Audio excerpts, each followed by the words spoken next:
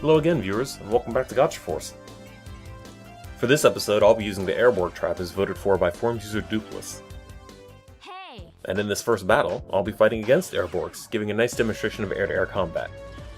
I'll be opening with the Orange Fighter against the enemy's Deathborg moves. We can win this battle. Airborges are a special tribe, given that most other Borgs play pretty much the same as G-Red does, at least as far as the basic mechanics. Airborges are usually always moving, with their boost allowing them to move faster as opposed to jumping. They also don't automatically face the enemy they've locked onto, making your facing much more important. Fortunately, most Airborg weapons either have good tracking or a wide range, making fighting with them not as difficult as it may sound. After clearing out the trash, we finally see the red attackers the battle is named for. The red attackers are strictly bombers, meaning as long as I stay above them, they can't really do anything to me. A few Borgs in this battle, like the Deathborg moves I defeated, and the violet attacker I'm facing now, do have weapons other than bombs. But for the most part, the advantage is mine in this dogfight. Of course, them being Airborgs as well means I can't effectively use my bombs against them, but with my Vulcan Cannon in charge of being them all managed.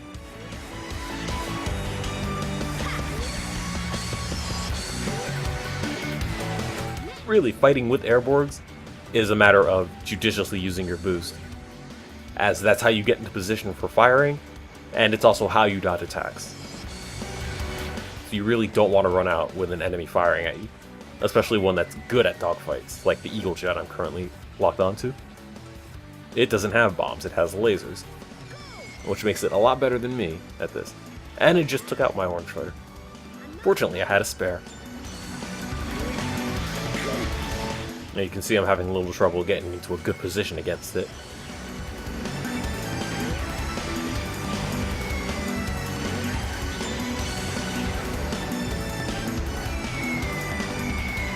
Fortunately, the red attacker can't do much to me, so I can focus all my attention on the actual threat.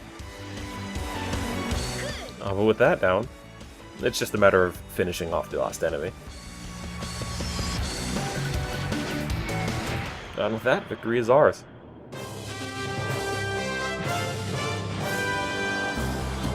Alright. Well, it's obvious. Well, we got ourselves a data crystal. One for a red attacker. And we also got ourselves a new Borg. Oh, a violet attacker. I wouldn't normally post a generic Death Force fight like the one coming up, but I thought it made a good example of air-to-ground combat. Something that would be much more common than air-to-air if you choose to use Airborgs in the story mode. I'll be opening with Blue Striker, and really the only difference between that and Orange Fighter is that it uses missiles in place of bombs.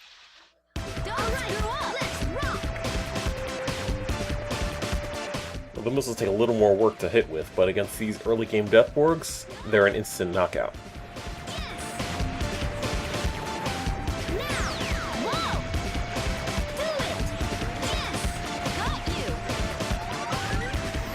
Fortunately, I'm going to want to focus on that Samurai Deathborg that just walked in, seeing as it can actually hit me, unlike these girl Deathborgs who are melee only.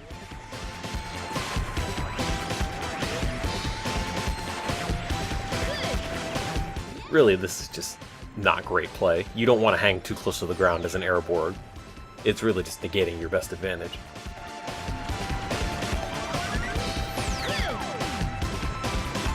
Oh, though we do see the first non-Deathborg of the fight. The Wind Valkyrie. Her special ability is making that cone of wind that just pushes anything near her away. Seeing as it doesn't provide any sort of cover though, it really just makes her a sitting target. If she had a partner that could take advantage of her pushing us around, she'd be a lot more dangerous, but as it stands, there's really nothing to worry about.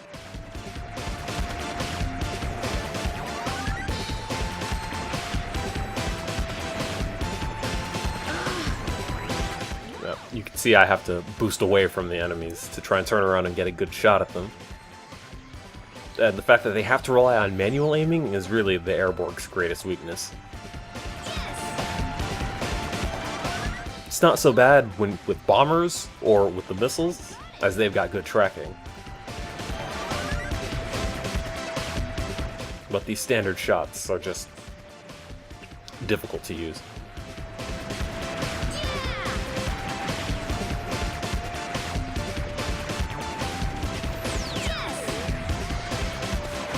Nope, too bad that laser doesn't penetrate walls.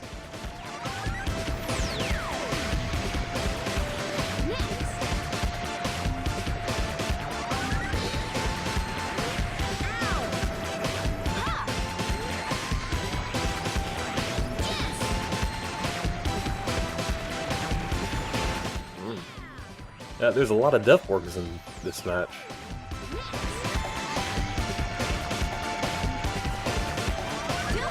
Oh, I just got hit by a tank shell out of nowhere, or at least when I wasn't paying attention. That's kind of another weakness of Airborges, in that they don't get knocked around, so they can take a lot of damage really quickly. It piles on really fast, whereas other Borgs would get stunned and get a brief reprieve. Fortunately, as long as you can see the shots coming, they're pretty good at dodging attacks. No! Oh, now I bring out Violet Attacker. And with Power Burst, I can be my own bombing run. That's another victory sewn up. We showed them! I did it!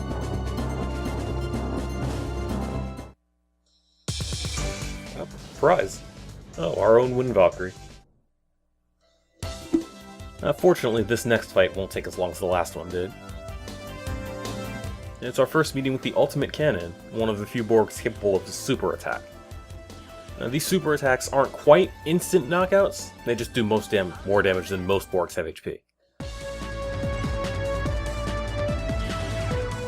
I'll be opening with Eagle Jet, and overall, Eagle Jet's a pretty rad Borg. Its lasers are good at both air and ground combat, and it's also the only Airborge capable of a melee attack. So if you ever feel like getting up close and personal, you can always just dive bomb whatever you're fighting and stab it a few times. That was really risky. If I had touched that beam, I would have been out. Aside from that, Ultimate Cannon isn't really much of a threat at all. It can't defend itself, and without support, it's a sitting duck. We showed them! We did it! Another victory for us. Any prizes? Oh, a data crystal. One piece of an Ultimate Cannon, and they come in 4. And for this battle coming up, the mysterious spectator from last time will finally introduce themselves. Hey! Yes, this is Orochi. And while we've met antagonistic commanders before, she's the first to be actively working with the Death Force. You can count on me! I'll be using the first force I used this video, and we'll see how they fare against enemies that can actually fight back. I am Orochi, the mighty commander of the Death Force. Now, Orochi is different from most of the other commanders in that she doesn't have a specialty. She just fills her force with various strong Borgs. While she doesn't have anything as quite as overpowered as Sho's Garuda, you definitely can't fall asleep fighting her. And the fact that she doesn't have any sort of easy strategy does make her dangerous. I'm focusing on her first, because her Demon Samurai would get stronger if I defeated those Death Borgs that accompanied it.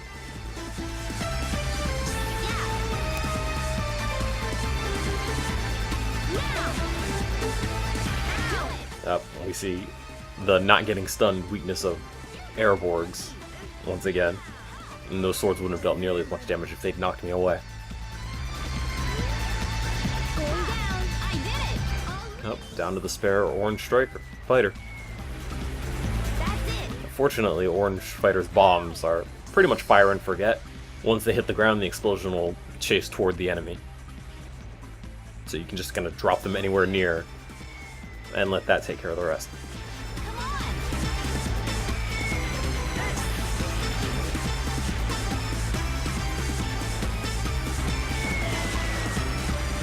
You can see it's a little difficult to dodge attacks when you're not looking at where they're coming. But I don't want to take my focus off Orochi, because when those Death Borgs are defeated, more powerful Borgs will take their place. And I really want to get rid of Orochi before they show up.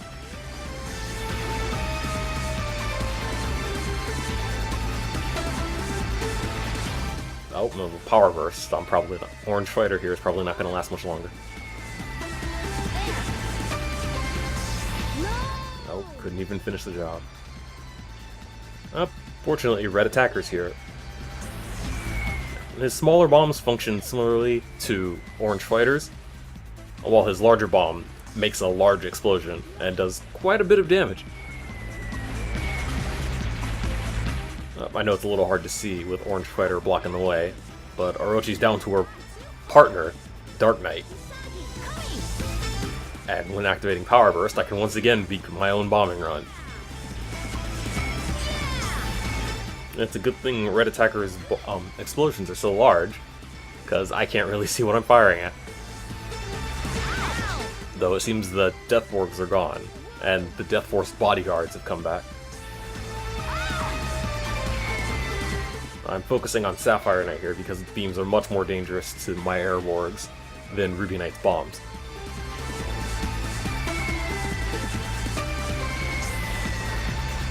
Fortunately, my bombs come at various angles, so their shields aren't as much help as they would be if I were attacking them directly.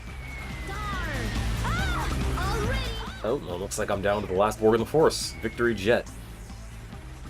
Unlike Orange Fighter and Red Attacker's bombs, Victory Jets only have a single explosion. They're a little harder to use because of that, but they're really just for harassing the enemy while you get into position for Vulcan shots. Victory Jet's Vulcans fire at 5 at a time, and they do decent damage for being such small shots. I just gotta be careful not to get hit by that laser again. Or defeat Sapphire Knight before it deals too much damage to me.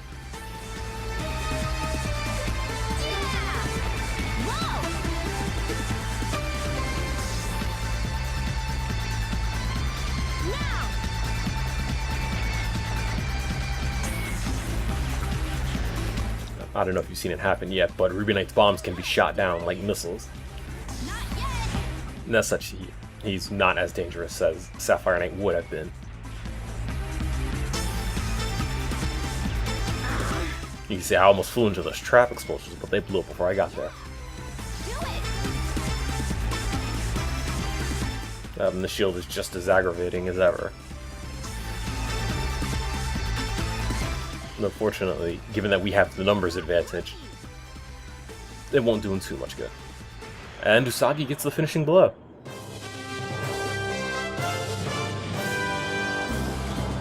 We showed them! Nice combo! Darn! And that's our first victory against Orochi. We even got ourselves a teleport ninja out of it. Oh, and a Ghost Knight.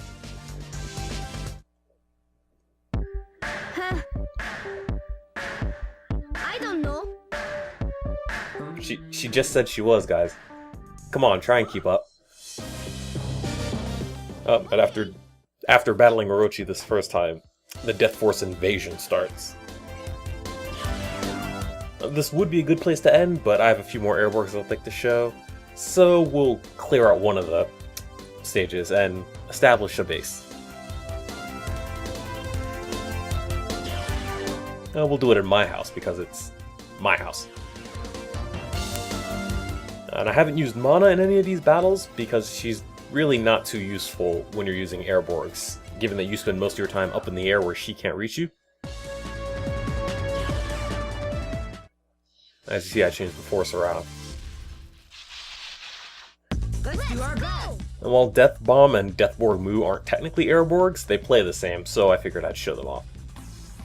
Now, Death Bomb here doesn't have booster, so all it can do is lazily float around until it gets in a position, and then dive bomb an enemy. You can be shot down easily, but you do a good amount of damage if you can connect. Unlike these Death Borg Mu, who they move slowly, they have a slow rate of fire, and they don't have much HP. And as such, they get shot down before they even manage to take down a single one of these Deathborg news. Carrier helicopter is fortunately much better.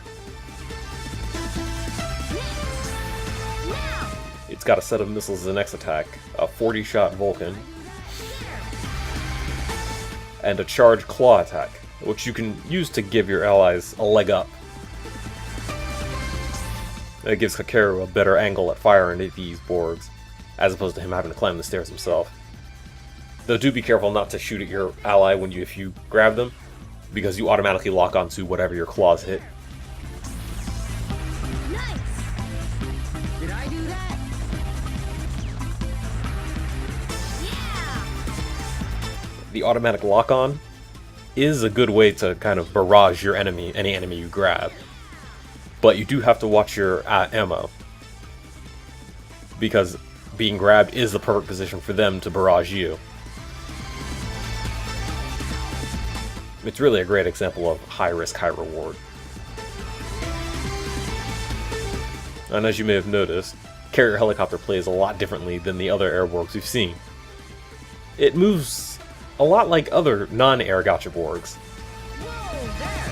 Although instead of a jump, it ascends and can ascend pretty much as far as the arena allows.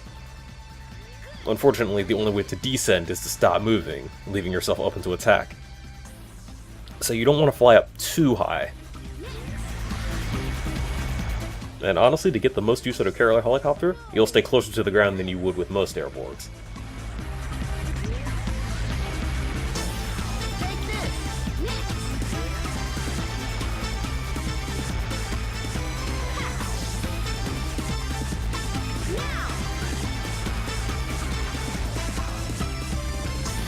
Huh, I wasn't expecting this battle to be entirely Deathborgs. But I guess after Orochi, I can't complain about a breather. I did it. I can do this. Yes. Did I do that? The claw connecting itself does a little bit of damage, but the main damage will come from barraging an enemy that's been grabbed.